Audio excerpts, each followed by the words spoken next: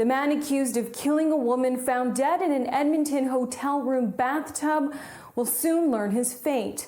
Wednesday, the jury heard closing arguments in the manslaughter trial for Ontario truck driver Bradley Barton.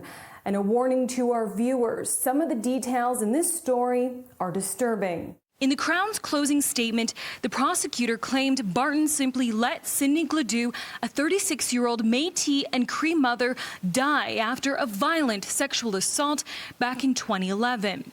The Crown told the jury to reject Barton's versions of events, citing he was unreliable and lacked credibility after they claimed he lied about the true events of that night. The Crown argued Barton had sexually assaulted Gladue as her blood alcohol level was 4 times the legal limit, and there would have been no way she would have provided consent.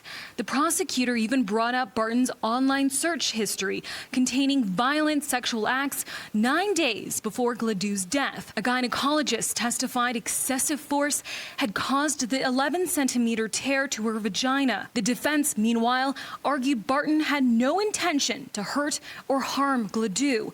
He admitted there was blood on his hands during their sexual activity, but insisted she was alert and did not seem like she was in pain. The defense suggested the victim was a seasoned drinker with a high tolerance, and her high alcohol levels could have dulled the pain.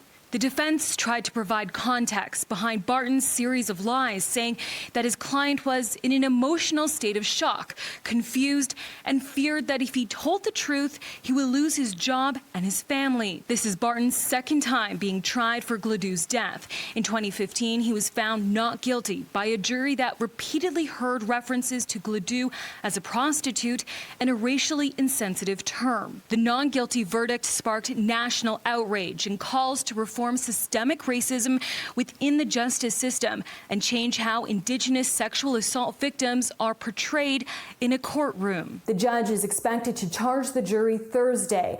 After that, they will be sequestered until they reach a verdict. In Edmonton, Rochelle Soufi, City News.